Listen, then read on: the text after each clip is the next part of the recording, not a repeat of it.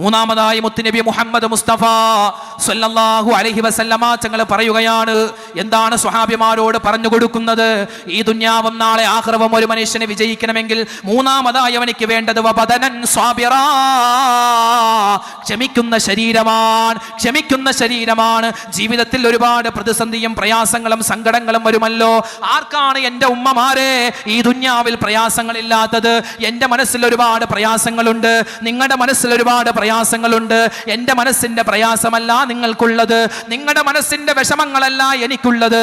അങ്ങനെ പലർക്കും പല പ്രയാസങ്ങളും പ്രതിസന്ധികളും സങ്കടങ്ങളുമാണല്ലോ. ഇങ്ങനെ ഒരുപാട് പ്രയാസങ്ങളും ദുഃഖങ്ങളും കടന്നു വരുമ്പോ, രോഗങ്ങൾ ഉണ്ടാകുമ്പോ ക്ഷമിക്കുന്ന ഒരു ശരീരം നമുക്കുണ്ടെങ്കിൽ ഇൻഷാ അല്ലാഹ് ഈ ദുനിയാവും നാളെ ആഖിറവും വിജയിക്കുമെന്ന് അല്ലാഹുവിന്റെ ഹബീബ് മുത്തുനബി മുഹമ്മദ് മുസ്തഫ സല്ലല്ലാഹു അലൈഹി വസല്ലമ തങ്ങൾ പറയുകയാണ്. ഒരിക്കൽ സ്വഹാബിമാർ അല്ലാഹുവിന്റെ ഹബീബിനോട് ചോദിക്കുന്നു, നബിയേ അയ്യുന്നാസി അശദ്ദു ബലാ, ജനങ്ങളിൽ വെച്ച് ഏറ്റവും കൂടുതൽ പ്രതിസന്ധികൾ ജീവിതത്തിൽ തരണം ചെയ്തതാരാ? ലോകത്തെ ഏറ്റവും കൂടുതൽ പ്രയാസങ്ങൾ സഹിച്ചതാരാ?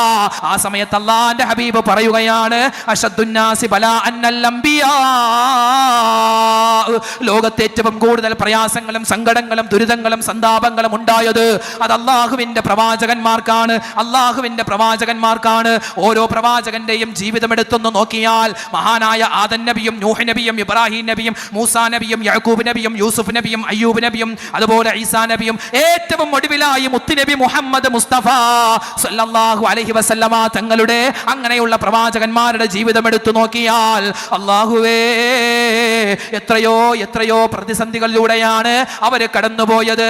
അത്രയൊന്നും പ്രതിസന്ധികൾ ഞാനും നിങ്ങളും സഹിച്ചിട്ടില്ലല്ലോ, നമുക്കൊട്ടും സഹിക്കാനും പറ്റൂല്ലല്ലോ.